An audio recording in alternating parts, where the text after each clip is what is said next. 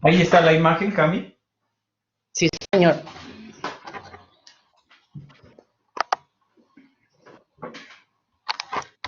Entonces,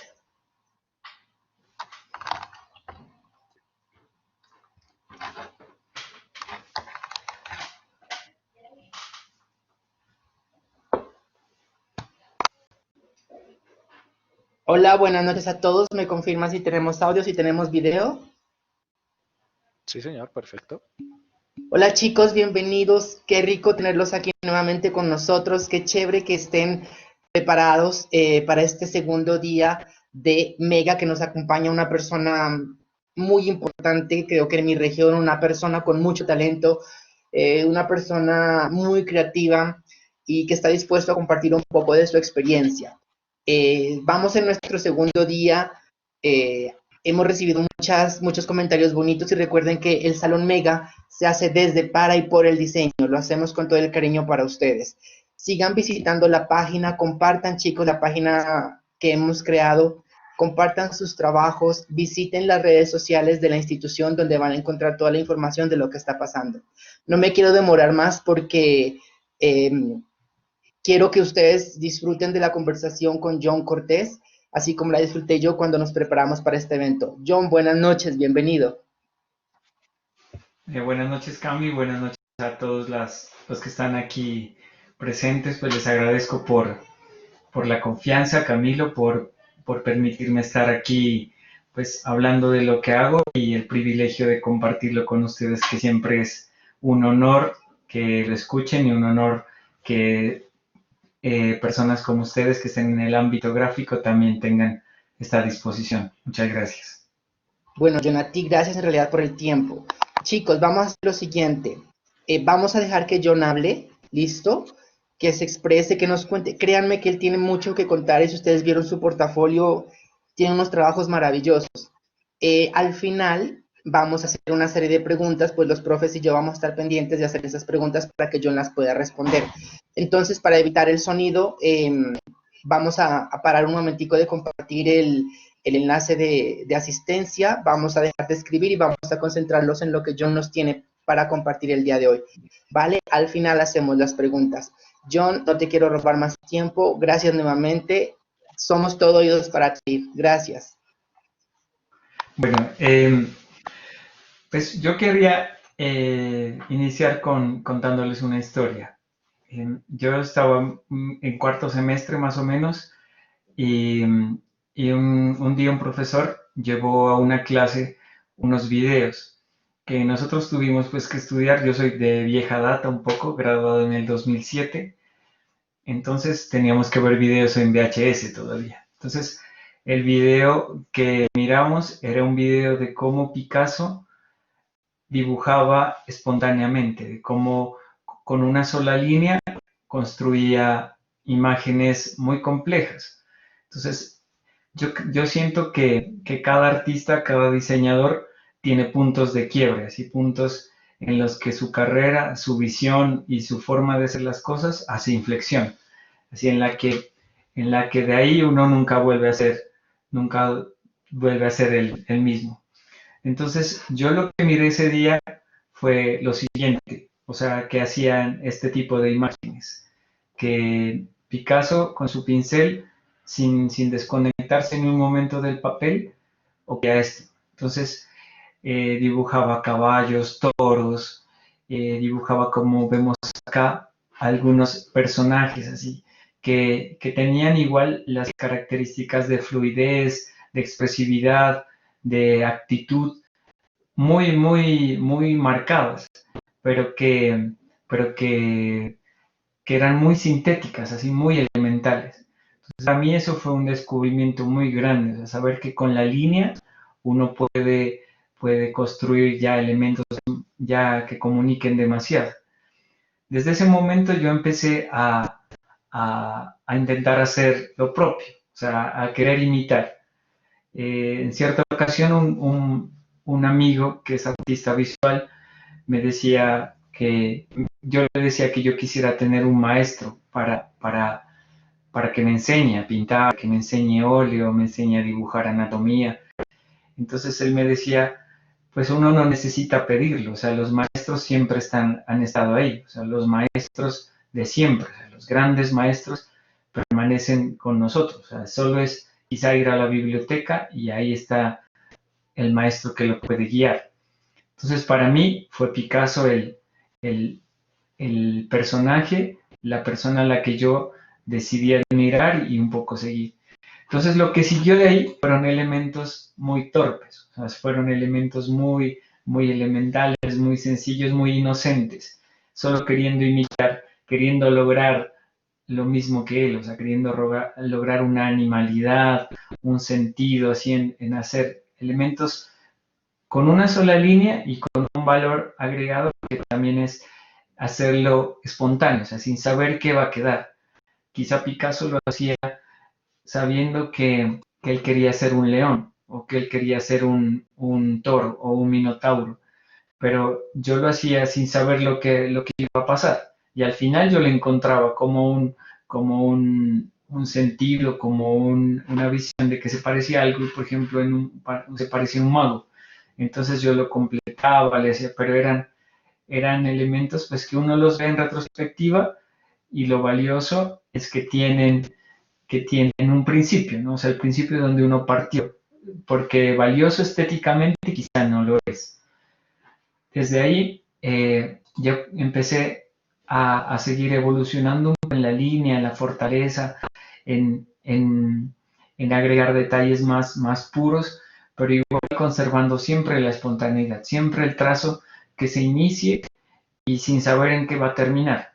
Quizá este trazo, o sea, la línea tiene un poco más de volumen, un poco más fuerte, pero en ninguna manera yo perdía la inocencia. Y sin la inocencia, siempre y cuando vi desde lo que yo no sabía qué iba a pasar. O sea, yo empezaba a rayar y no sabía si iba a ser un monstruo o si iba a ser un payaso o si iba a ser un rayo que no servía para nada. Pero entonces yo empecé por esa parte. Luego ya vinieron un poco de ya personajes un poco más complejos, un poco más fluidos, que tenían ya como un carácter diferente. Entonces, esto como primera parte, yo les quería contar de dónde proviene, de dónde provengo yo. O sea, en ocasiones yo hablaba con Camilo en una anterior ocasión cuando preparábamos esto y me decía que un docente le había dicho que el diseño colombiano es copia, o sea, que el diseño colombiano eh, se basa solo en lo que hace América del Norte o Europa o Asia, pero que no existe en en ningún momento algo original acá. Entonces yo pensaba en eso y yo concluí que quizás no es tan verdad, o sea, que hay elementos comunes, elementos que nos trascienden y nos cruzan a todos, de los que uno siempre explora. O sea, unas regiones, yo creo que ni por más que uno tenga la intención de copiar, siempre va a haber los elementos propios que estén ahí ligados siempre, siempre. Entonces, yo a pesar de que seguí a Picasso, de que lo idolatro un poco, de que tengo libros de biografías y cuadros y elementos lo admiro demasiado, pero siento que jamás hubiese podido imitarlo. Y jamás por mi misma, ni por mis condiciones de vida, por las situaciones que son distintas totalmente, las épocas, jamás uno podrá. Así la voluntad exceda, uno no lo podría lograr. Esta sería como la primera parte. La segunda parte quisiera iniciarla también con otra historia. En el año 2013, yo tuve, mi mamá venía de unas dolencias extrañas, se le empezó a paralizar un poco las manos, a paralizar un poco sus pies también, no podía dormir muy bien. Y al principio solo me decía que con una ducha ya le pasaba, pero empezó a agravarse y a agravarse hasta que un día un médico le dijo que tenía un tumor en la médula. Entonces, lo que yo sentí ahí pues fue muy fuerte. Nunca uno está preparado para recibir tales noticias. Entonces, mi mamá fue a un hospital y, y lo que le dijeron era, usted tiene que internarse aquí para descubrir o sea, qué podemos hacer. Y lo del tumor fue luego pues, que lo descubrieron, porque al principio hubo varios estudios, le hicieron un estudio a ver si eran unas enfermedades autoinmunes, a ver si el cerebro estaba comunicándose con los miembros. Y yo miraba en la sala de urgencias que había enfermos que llegaban y se iban, o se quedaban 3 días y se iban, o enfermos que fallecían. Pero yo decía a mi mamá, estoy aquí, estuve 23 días preguntándome, o sea, ¿qué es lo que sucede? Entonces, esos 23 días que yo estuve ahí, lo único que a mí me hacía pasar bien, pues la parte de la compañía y de ayudarle un poco a mi mamá, la otra parte que en la que me sentía tranquilo era en el dibujar. Entonces, yo venía de estos seres que yo les cuento que eran muy sencillos, muy elementales, a estos seres en los que yo veo algo más de complejidad. Entonces, yo simplemente los hacía por pasar el tiempo, mientras hablaba con mi mamá, mientras esperaba los resultados de los exámenes, yo hacía esto. Entonces, eh, lo que yo concluí luego era que estos seres son de alguna forma compañeros, o sea, de alguna forma seres que uno ve como compañía. O sea, mi hermana estaba muy lejos, mi papá estaba en otra ciudad, entonces yo era como la única persona que mi mamá tenía aquí. Entonces yo miré estos seres que venían como compañías, y a veces uno dibuja y no sabe lo que está dibujando, o sea, sabe, pero en el fondo tienen una carga muy, muy fuerte. Entonces son compañeros, son guías. Entonces yo pensaba mucho en qué se hará este personaje, en por qué este personaje tiene una característica un poco, no sé, de sabiduría, un poco como de meditación, como de esperar en el tiempo, no sé. Entonces, estos seres cambiaron un poco también en mi perspectiva. Y esto se lo hablo pues como de dónde a veces parten las situaciones de la vida de un dibujante, ¿no? De un diseñador que uno en ocasiones la inspiración siente que siempre va a venir de un paisaje, de una película, de un momento bello, ¿no? O sea, pero en ocasiones también vienen de momentos fuertes, de momentos que son traumáticos. Y el resultado no es necesariamente una imagen que diga eso, sino que son imágenes que uno no conoce su significado y que luego lo interpreta. Les cuento que estas imágenes, yo participo, soy fan de los concursos, aunque es un tema a debatir también.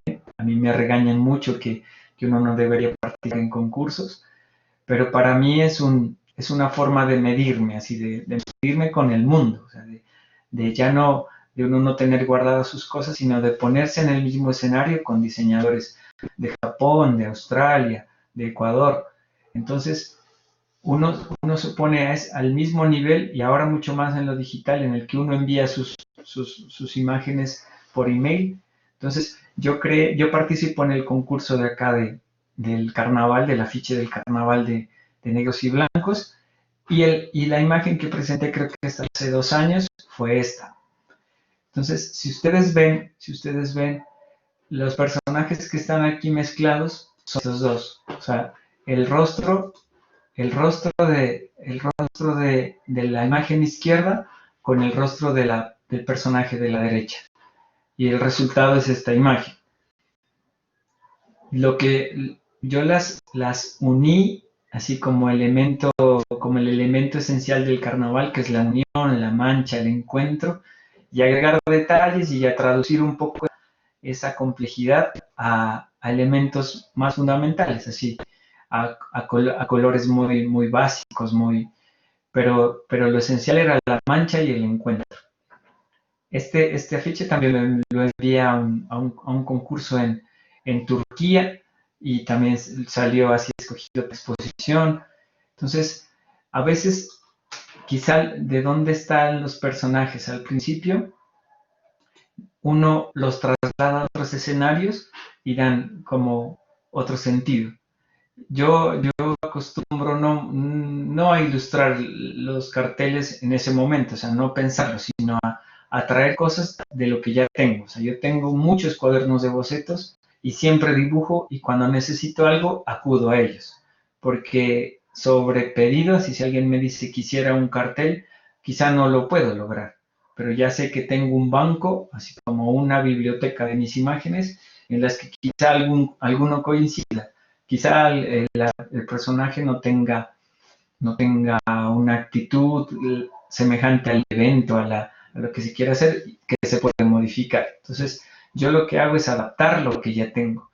Entonces, uno ha producido el proceso de bocetación, el proceso de conceptualización mucho antes, y ya lo que hace ahora es trasladar. La siguiente historia que quiero contarles, en el año 2014, yo tuve a mi primera hija, se llama Abril, y uno como padre, y como padre inexperto también, a veces uno busca entender de dónde provienen sus hijos. Entonces yo lo que hice fue, como era un poco místico y un poco llevado del I Ching, del calendario chino, del tarot de Marsella, de muchas cosas en las que uno busca respuestas, y en las que uno busca también inspiración. Entonces yo encontré que mi hija nació en el año del caballo de madera. Entonces yo busqué en mis cuadernos de bocetos a ver si habían caballos, y encontré que había muchísimos caballos. O sea, algunos que parecen caballos, otros que parecen un pulpo o un trapeador, pero, pero encontré muchos caballos en mis dibujos. Entonces yo a veces pensaba que uno a veces dibuja lo que viene también. O sea, como uno dibuja el momento, también uno dibuja el futuro. O sea, dibuja seres y elementos que vendrán después. Entonces yo la dibujé a mi hija quizá antes de que naciera, como un caballito, y quizá luego, cuando vino mi segunda hija, que también que ella es del signo del gallo, también busqué y encontré también varios gallos, varias aves que estaban también en mis cuadernos.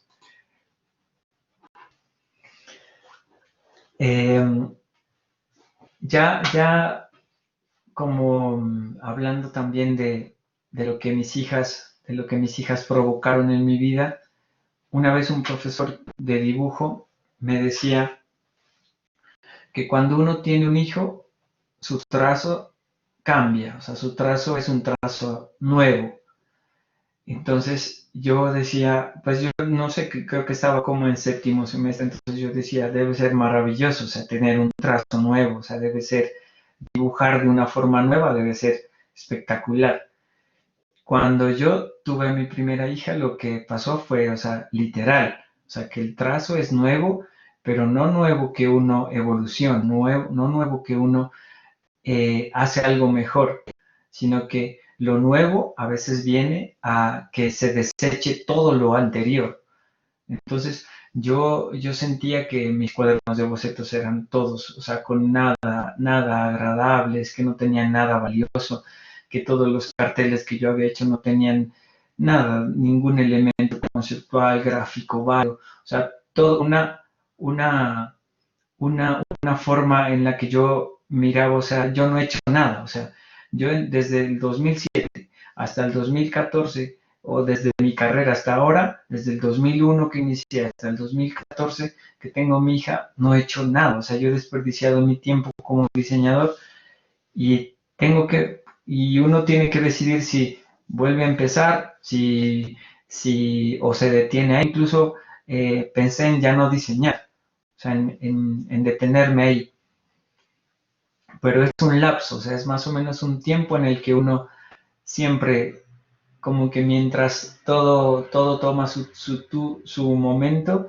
su lugar, como mientras el lodo del agua así se asienta, entonces uno ya empieza a sentir diferente. Entonces, más o menos como en el año 2016, hice la primera exposición, una exposición digital. O sea, yo hice mis cuadros en vectores y los imprimí. La primera exposición los imprimí en lona, así en lona Panaflex de Avisa, y con unos marcos bonitos, y en una sala pequeña en la que me invitaron, expuse estos elementos que iban enmarcados en el nombre de la exposición, que se llamaba Abril Azul. Abril, que es como se llama mi hija, mi primera hija, y azul, que yo siento que era como el color que yo sentía en ese momento. Entonces, esta es una pantera, son unos pulmones, es una garganta, pues es como otros elementos. Este es un tigre, este es un dios, o no sé, como una deidad. Esta es también otra deidad. Este también es como un abuelo, como un chamán, como un curandero. Entonces, en estos elementos, en estas imágenes yo siento que yo lo sentí, y mucha gente me decía: John, aquí hay algo nuevo, o sea, hay algo que está pasando diferente.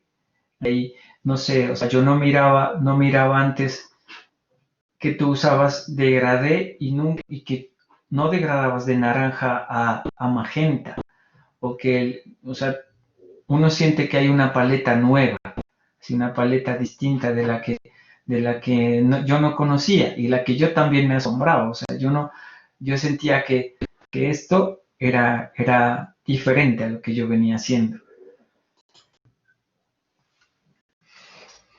Luego de esta exposición, más o menos el año anterior, también tomé la decisión de hacer otra exposición.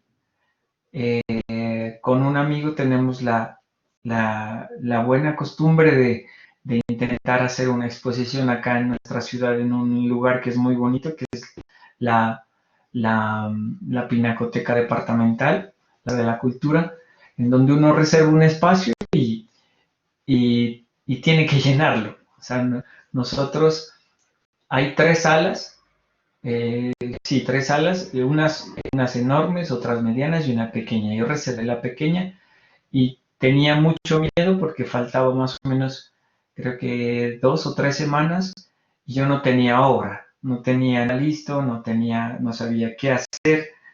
Y hasta que le dije a mi amigo: yo no voy a cancelar eso porque no sé qué hacer. O sea, no, porque la única opción que yo tenía era volver a hacer algo como esto, volver a hacer algo similar a esto, o sea, hacer algo que parta de la simetría, que tenga reflejos así, izquierdo y derecho es igual, con las mismas texturas, con las mismas detalles.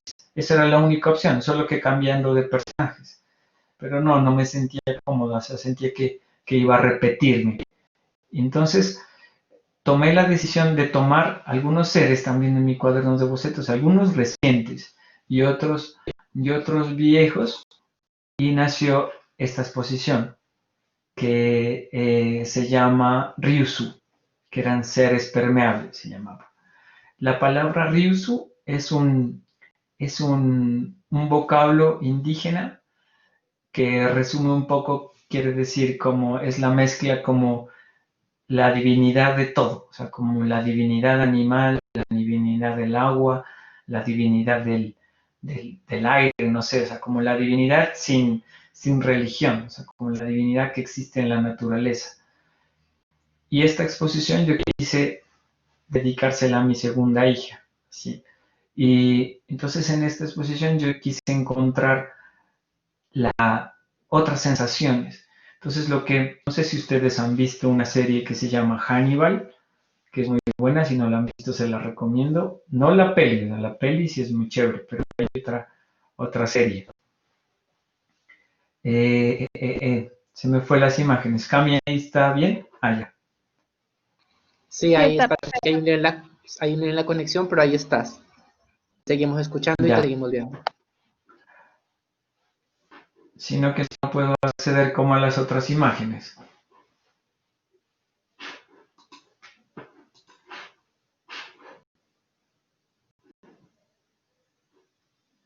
Camilín, Intenta ahí. está solo aparece cargando. Pero acá sí las vemos. Ah, ya. Ujú, ¿Ya? ya. Ujú. Bueno, entonces les decía, entonces esta exposición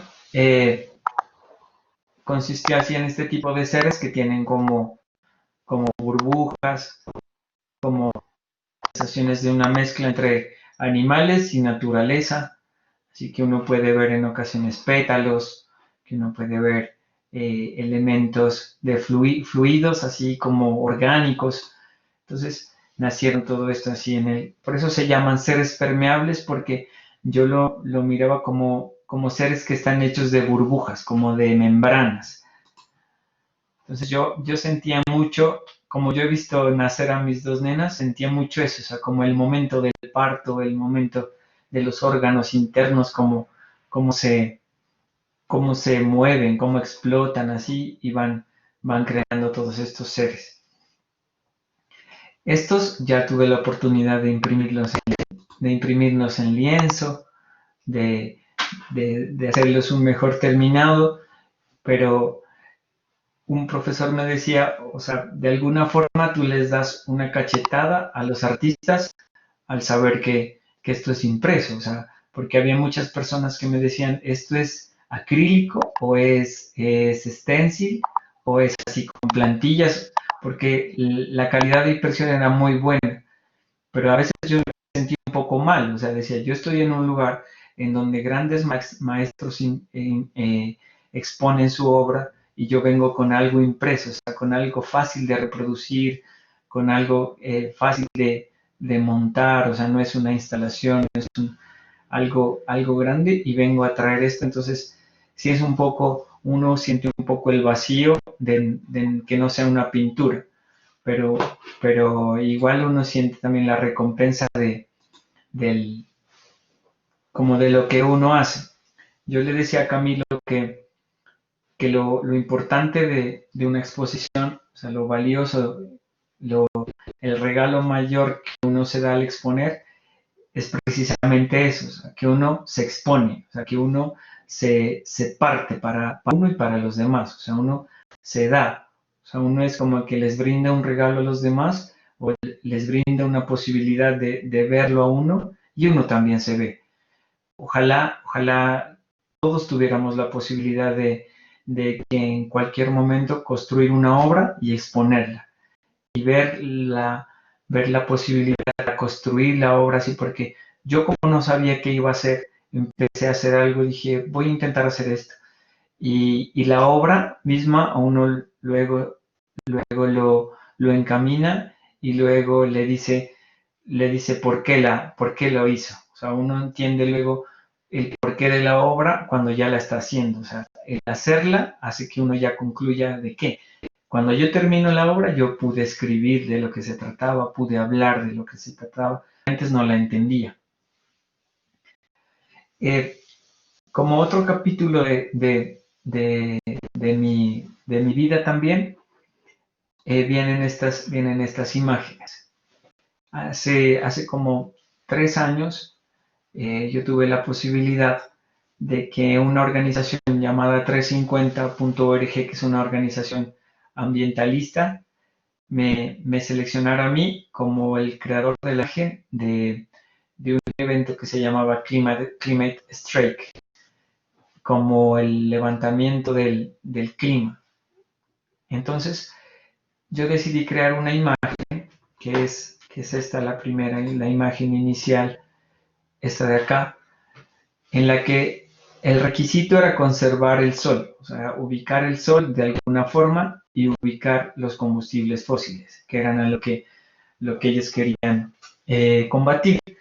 Entonces a mí me pareció difícil, o sea, como que ya te den como, como dos requisitos previos, como que tienes que tener este elemento, estos dos elementos para hacer el cartel. Entonces me parecía como un poco difícil de lograr. Entonces lo que yo hice fue buscar cómo podía hacer que el sol se vea reflejado de otra manera, o sea, de que el sol se ha encarnado en otra cosa. Entonces, lo que hice fue como buscar un elemento superior, o sea, un elemento que también esté en el cielo, que fue un ave. Entonces, el colibrí es un ave muy andina, muy de Nariño también, muy nuestra. Entonces, acá un amigo, un profe también dice que el colibrí nunca falla, ¿sí? Porque es un ave muy mítica, ¿sí? Muy mágica. Y yo la he usado en muchos afiches, en muchos elementos, y en todos los que he usado han sido bien, o sea, me ha gustado su resultado y ha tenido éxito como en concursos y así. Entonces, de ahí viene el que dice el profe así, el colibrí nunca falla. Y este fue mi primer aprendizaje ahí, en el que las personas imprimieron esto, lo usaban, incluso lo hicieron con personas en una montaña en San Francisco. Entonces fue como una entrada hacia como al mostrar el trabajo al mundo. Este fue el del 2019, también con ocasión del mismo evento, coincidía con los incendios de la Amazonía, entonces fue bien una imagen que yo creé partiendo de esa situación. Y la imagen de ahora, que también parte también como de unas llamas que quizá están como quemando a la madre tierra, pero, pero que ella también yo sentí ahora, con ocasión de lo que está sucediendo, que yo sentía que la madre tierra o la naturaleza o el mundo también, o sea, está siendo devorado, pero al mismo tiempo se está renovando. O sea, es un fuego que consume, pero que también hace que las lágrimas hasta de nosotros que estamos sufriendo, pues se laven un poco todo, o sea, que limpien un poco todo esto que sucede. Pues. O sea, entonces las llamas queman, la tierra llora y los animales que aquí pues no los vemos muy bien, pero acá arriba en la cabeza hay unos jaguares, hay unas serpientes que lloran y que las lágrimas apagan todo ese dolor. Este es un cartel que yo hice para una exposición en Chipre en el que se abordaba las perspectivas del diseño gráfico, o sea, cómo una imagen puede incidir en el pensamiento. Entonces, cómo uno puede transmitir desde el diseño el caos y la calma al mismo tiempo, o sea, cómo las sensaciones pueden uno controvertirse y al mismo tiempo dejarte una sola. Entonces, este cartel fue seleccionado en Chipre y esta es una imagen que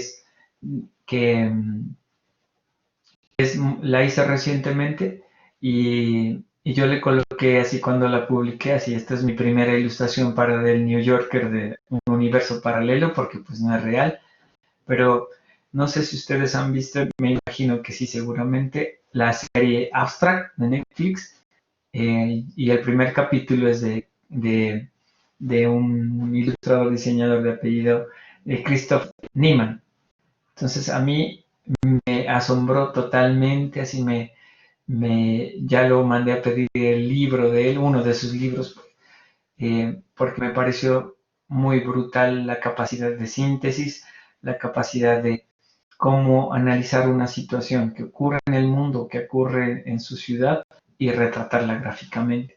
Entonces yo quise hacer un intento, pues yo siento que no, no, no sé si está muy bien lograda, pero quise intentarlo.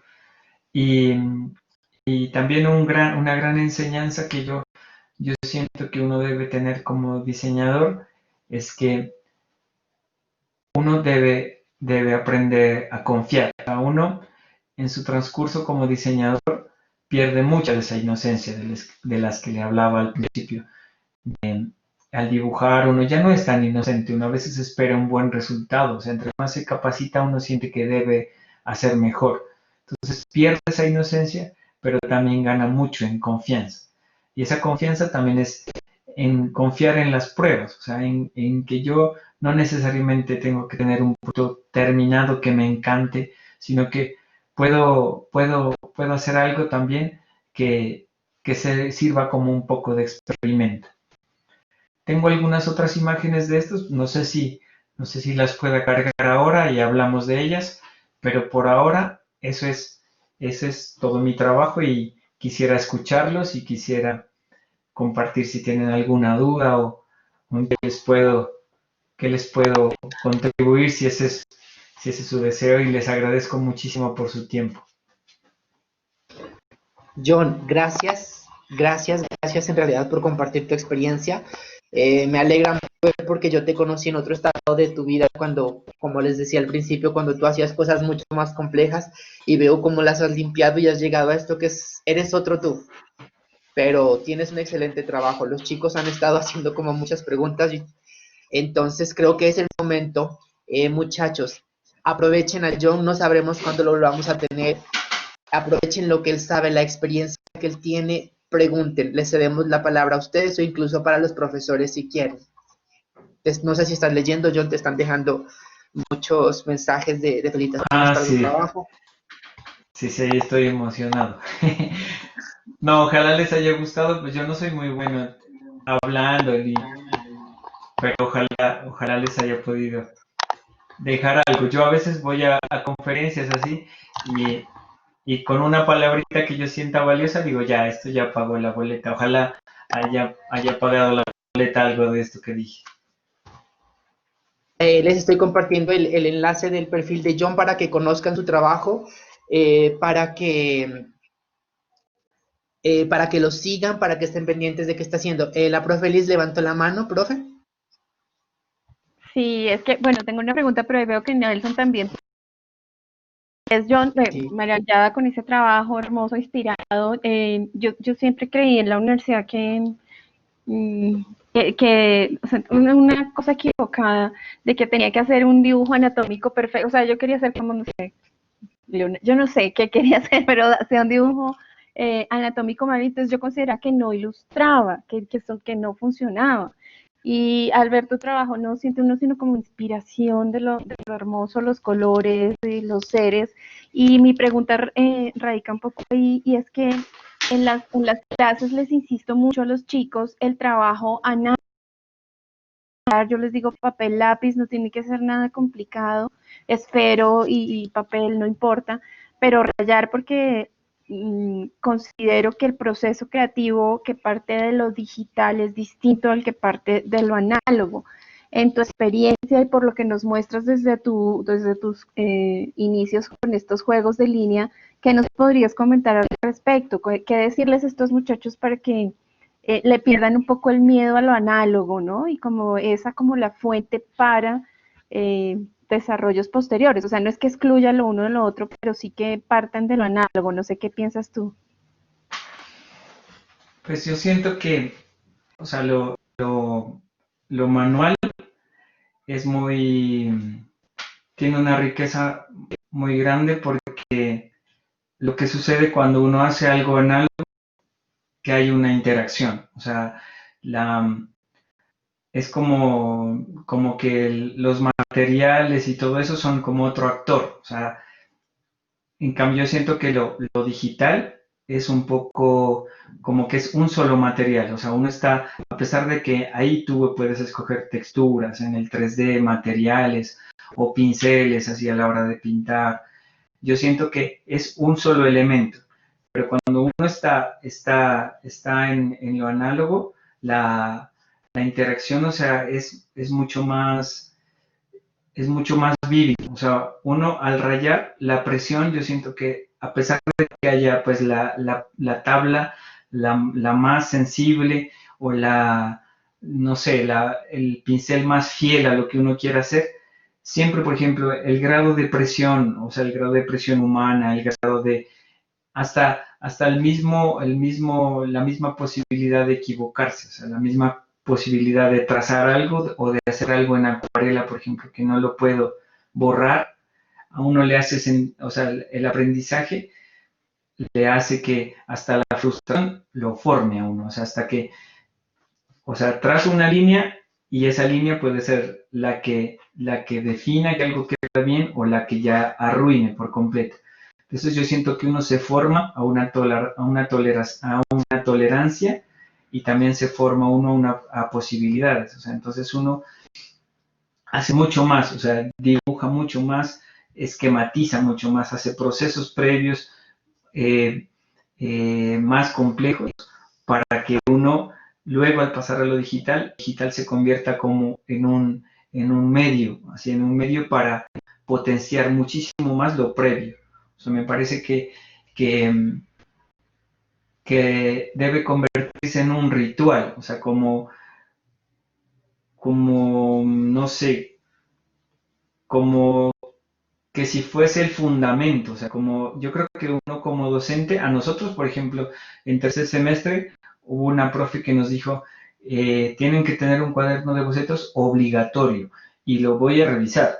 Y el profe de dibujo también, mañana tienen que traer 50 bocetos para revisión y a mano, o sea, yo creo que en medio de esa obligación uno luego siente la necesidad, o sea, yo desde tercer semestre jamás ya he dejado de tener mis cuadernos de bocetos, porque antes yo hacía solo hojas sueltas que se me perdían, o en cualquier lado, o en algún cuaderno de cuadros, uno tomaba algún apunte, algún esquema rápido y ya.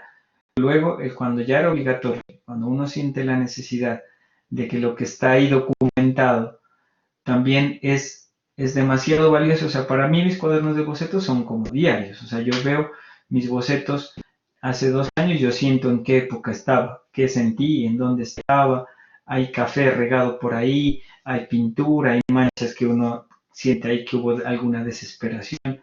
Entonces, esos procesos, en ocasiones lo digital no lo da, o sea, lo digital tiene el peligro de perderse, o sea, tiene el peligro de que se dañó el disco y se desapareció todo tu vida documental, todo tu registro. Pero lo manual, o sea, los incendios, pues se lo llevarán. Eso creo. Gracias, John, por tu respuesta. Aquí voy con la pregunta de Nelson Mora. Nos dice, ¿cómo sabes el momento en el que el trabajo está terminado? Esa sí es una pregunta muy difícil porque con un amigo hablábamos así que es que la gran maestría de un artista es saber cuándo terminar, o sea, saber ya cuándo dar por finalizado algo. Yo siento que uno siente de alguna forma como un llamado, o sea, un llamado de lo que uno está haciendo, o sea, de que necesita más o de que no necesita tanto. Por ejemplo, en estas cosas que yo hice en mi última sesión, yo las hice al principio en color plano. Y yo sentía que por el afán también de que ya estaba a pocos días de la exposición, sentía de que podían ser en color plano, o sea, de que no había necesidad del volumen ni el degradé. Pero luego yo sentí, o sea, ¿qué podría pasar? O sea, ¿qué podría pasar con esto? Y al verlo así, yo sentí que sí, que tenía la posibilidad de tener unas características así como volumétricas, como de degradé en sus colores. Entonces yo siento que como hablando ya de los seres, o sea, hablando de las cosas, pues de lo que yo más hago son cosas así como animadas, como zoomorfas o antropomorfas. Y hablando un poco, digamos, mágicamente, yo siento que cada uno de como le dice, como necesito más, o sea, necesito mucho más líneas, o sea, necesito mucho más agresividad, mucho más color, o un ser dice, no, o sea, yo necesito solo un poco de color y necesito que tampoco mis ojos estén abiertos y simplemente así. Entonces uno también empieza a leer como lo que uno hace, a ver que ellos también lo pueden guiar, ¿sí? Como hablaba así de que son compañeros, también son como maestros. Eso. Muchísimas gracias, John. Vamos con Alexander Melo, que se habla. Alexander, dale, pregunta. Aquí está la pregunta de Alexander. ¿Cómo haces para poner esos fondos en los que juegas con las paletas con la paleta de colores? Y preguntan que si tu trabajo es en Illustrator. O sea, ¿cómo hago para seleccionar la paleta de color, dices? ¿O será Sí. así? Dice, Pues, lo perdí. Sí, que como haces, supongo que para seleccionar los fondos que estás utilizando y jugar con esa paleta de colores. ya. Pues yo antes hacía como muy, no sé, como muy esporádico el color que yo colocaba, ¿no? O sea, yo, por ejemplo, pintaba todas estas formas de color rojo para que sea como el color que prime, pero luego agregaba un verde por acá, un azul. Así yo miraba como que de alguna forma se equilibren, pero así como intuitivamente, y, y ya, o sea, era como lo que yo lograba. O sea, quizá vos viste eso en mi trabajo antes. O sea, yo no tenía mucha, como una paleta definida, sino que yo era como al azar. O sea, como de la paleta de color que te daba el programa, yo escogía como cuál iría mejor. O este se debería ver más naranja, entonces había más partes naranjas, sí. Pero cuando miré un curso de un ilustrador, no recuerdo ahorita el nombre, pero tenía un curso, entonces decía que a veces uno escupe color. Entonces a mí eso me dolió muchísimo y me llegó así al corazón porque dije, yo escupo color, o sea, yo solo pongo color porque sí, o sea, no lo tomo de algún lugar, o sea, no hago que se sienta en armonía todo, que se complementen, ni siquiera viendo como la tabla de color ni el círculo cromático y respetando todo eso, aunque es válido, ¿no? O sea, yo siento que tampoco uno debe ser tan respetuoso, pero yo sentí ahí que sí estaba como en un valle así como un poco erróneo del color. Entonces de ahí yo tomé y ahora yo hago que escojo, por ejemplo, 4 colores antes de pintar. Escojo 4 colores y digo, estos 4 van a ser y ninguno de aquí. O sea, quizá gradúa como en tono un poquito, pero digo, estos son los que van a estar y ya nada más. Entonces, eso me restringe un poco y hace que también la imagen se vea como de un solo ambiente. Eso. Bueno, ¿tú sigues trabajando Illustrator? Bueno, trabajas Illustrator porque tú utilizaste que todo el tiempo Corel. Ah, sí, esa es una de mis falencias grandes. O sea, yo por perezoso y por, no sé, hasta por que no me siento muy hábil aprendiendo nuevas cosas, sigo trabajando en Core. O sea, sigo exprimiéndolo un poco y yo sé que es a veces un poco vergonzoso, pues, y sobre todo vergonzoso cuando tengo que enviar mis archivos a otro lugar y solo tengo que enviarlos en PDF, porque pues en CDR no lo reciben en ningún lado. Y en la compatibilidad con las otras, con Photoshop, con After Effects, tampoco es viable. Pero sí estoy en ese proceso también de hacer una transición que ha sido un poco lenta, pero siento que sí, el Illustrator da muchas más bondades para trabajar, que se agregarían como a los talentos de cada uno. Vale. La pregunta de Shamir dice, bueno, que buenas noches, que a él le gusta mucho dibujar y que en este momento no ha vuelto a hacerlo porque no encuentra la inspiración. Pregunta que si en algún momento te has desmotivado para continuar con esa parte análoga del diseño y si te ha pasado, ¿cómo volviste a reencontrarla? Pues yo creo que yo también yo le pregunto eso, le hago esa pregunta mucho hacia la gente que admiro y puedo hablar con ella. A los artistas que yo admiro acá, cuando los encuentro les pregunto eso también, o sea, si sienten como esas crisis, o sea, si sienten como yo incluso les pregunto, o sea, vos no sientes en algún momento que no sirves para esto, y yo a veces digo, no, me van a decir, ¿cómo? O sea, yo no, si esto es para lo que nacimos. Y casi la mayoría de las personas a las que les pregunto me dicen, claro, o sea, sí, siempre.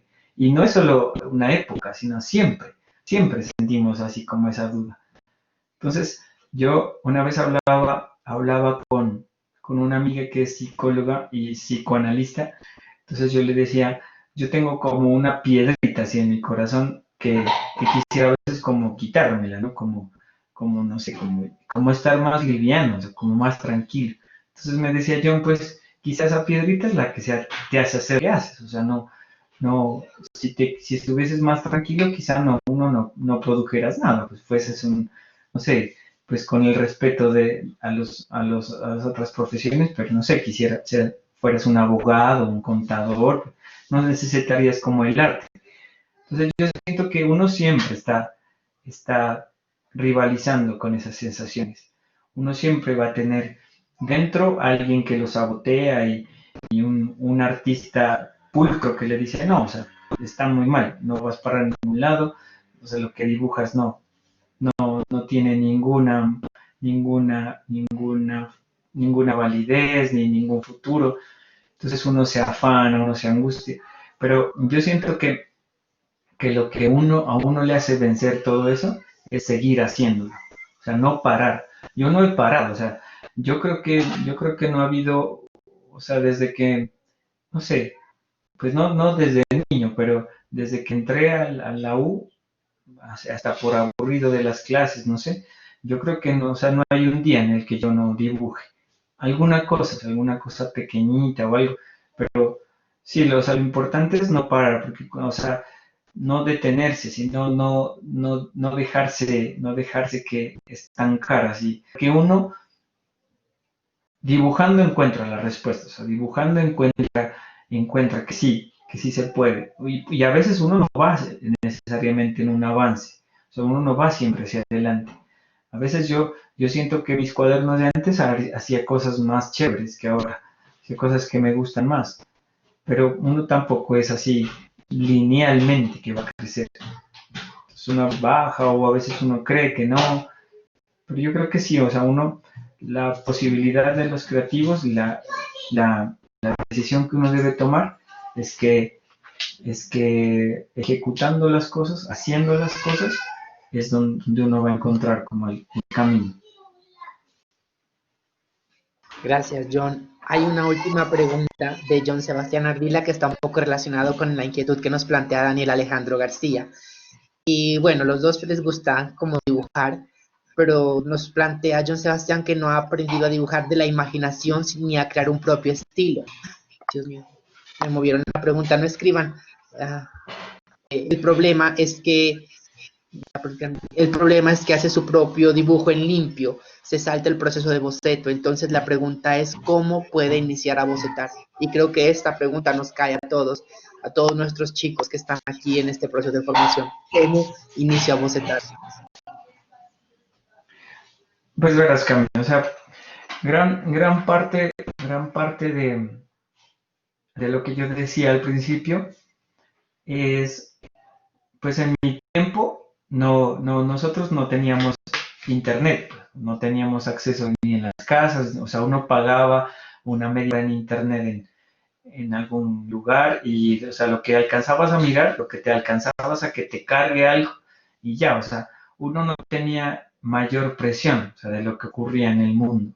O sea, uno decía, yo estoy estudiando diseño y quizá salga a diseñar alguna cosa aquí en Nariño y ya, o sea, uno no sabía que el diseño era tan grande, o sea, no sabía que en el mundo había ilustradores tan fuertes, no sabía que había gente tan talentosa.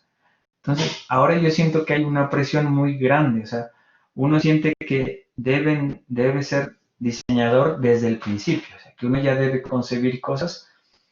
Incluso acá en la U, eh, en la Universidad de Niño, me decía la profe Mireya, que es una de las profes así de muy valiosas acá, decía, ahora ya no podemos enseñarle a los chicos punto, línea, plano, así, diseño básico, porque ellos, una, se aburren, otra, ya lo saben, porque ellos vienen con una educación visual grandísima. O sea, ya tienen Cartoon Network, ya tienen MTV, han visto animación, ya han hecho en el colegio algunos cursos de animación, ya son diferentes expertos. O sea, ya no podemos decir dibujemos un jarrón. Así dibujemos el jarrón con sombra, con luces, las penumbras, el lápiz 6B. Eso ya no aplica, dice. Entonces, ya lo que en primer semestre hacemos es aplicar un poco, incluso hasta diseño de producto. Entonces, a mí me asombraba, ¿no? O sea, yo decía, quizá tampoco es así, o sea, quizá uno sí necesita ver como los fundamentos. Y entonces a mí me parece que el bocetar debe empezar de creer de que uno no sabe, o sea, de creer, sentir, ser sincero y decir yo no sé, y no sé y no tengo por qué saber, no tengo, estoy empezando, o sea, estoy iniciando a aprender esto que quizá a gente le ha tomado años ilustrar, años dibujar, y no va a ser un proceso rápido, o sea, yo no voy a hacer un estilo así en un año, y nosotros no teníamos esas pretensiones, o sea, no sabíamos qué era estilo, o sea, uno miraba como formas de hacer las cosas, o sea, como las hacía, uno se admiraba, por ejemplo, un amigo me decía que el momento así de quiebre como el mío con Picasso fue con Chagall, o sea, como él sin poder dibujar hacía obras muy lindas, pero él manejaba el color, o sea, el color era lo que él manejaba muy bien, pero él no dibujaba figura humana,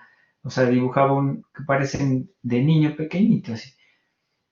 Y entonces yo creo que, por ejemplo, los niños, un amigo me decía, no, es que los dibujos de los niños, los papás exageran, ¿no? O sea, les dicen, ay, qué lindo este dibujo, y es algo feo, dices, es una cara grandota con unas manos por todos lados, pero es algo feo, o sea, ¿por qué los papás les mienten a los niños? Yo digo, no, uno no miente, o sea, uno a los hijos no les miente. Uno, como padre, así no sea diseñador o artista, uno mira la inocencia que hay, la pureza, o sea, de dibujar sin que me importe nada, o sea, esto, el resultado, yo ni lo voy a exponer, ni lo voy a mostrar, y si lo ven mis papás, o sea, quizá me aprueben, pues si me estimulen a que dibuje, pero no, o sea, yo no veo ahí ni algo neutro, entonces yo siento que eso uno lo debe recuperar, o sea, debe ir a ese lugar de la infancia y decir, yo tengo esa pureza, ¿sí? De hacer algo que no me importa lo que resulte. Y entonces, y desligarse del resultado, desligarse de que se lo evalúen y empezar uno a simplemente rayar. Un maestro acá en la U me decía, para dibujar solo hay que, para aprender a dibujar hay que dibujar, nada más. O sea, siempre permaneciendo rayando y una vez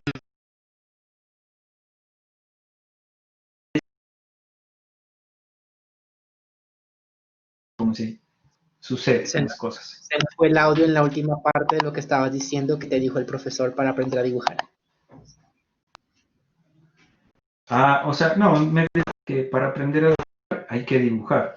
O sea, como que siempre hay que moverse, siempre estar rayando, siempre estar en esa actividad y entonces a uno va encontrando, pero si uno, o sea, se documenta demasiado, si uno mira demasiados referentes, se presiona también demasiado, entonces ya el dibujo empieza a ser temeroso. O sea, temeroso, yo siento que ahorita soy temeroso, o sea, que he perdido un poco, pero uno a veces también desecha un poco de eso volviendo a lo de antes, volviendo a, a rayar simplemente. Entonces, yo creo que eso, o sea, de los ejercicios que yo hago a veces, los talleres que he dictado, así es como rayemos, así hagamos como un ser que fluya, así con líneas y por donde se vayan, y luego busquémosle un rostro, y encontramos que toda la gente, si no tiene presión, si se hace algo tranquilo, sale algo digno, o sea, muy bonito, muy fuerte. Pero si yo les dijera, vamos a dibujar un centauro, así, que se lo vea fuerte, que se lo vea contundente, yo creo que todos empezamos con el temor de que no, ya me voy de este taller. Bueno, John, muchísimas gracias. En realidad, chicos, no sé si me colaboran llenando la sala de chat de aplausos para John por esta experiencia tan bonita que nos vino a compartir hoy. Muy contento de que hayas aceptado. Los chicos están muy contentos en realidad. Ojalá tengamos un encuentro más adelante. No sé si alguno de mis profes tiene algunas palabras que decir. En realidad aprecian mucho tu trabajo, John, eso es lo que estoy viendo. La mayoría de los chicos es lo que dicen. Gracias también de la manera personal porque, como te lo he dicho antes, eres una representación de Nariño, ¿no? Sé que tienes un bagaje bastante amplio y no pudimos como abordar bien ese diseño que tú haces, que hiciste al principio cuando te conocí y era que uno lo miraba y hablabas de Nariño. Uno miraba tu imagen y era Nariño y el primer afiche del carnaval que te ganaste. Pero ha sido muy enriquecedor, chicos. Espero que lo disfruten. No sé si alguien quiera decir algunas últimas palabras.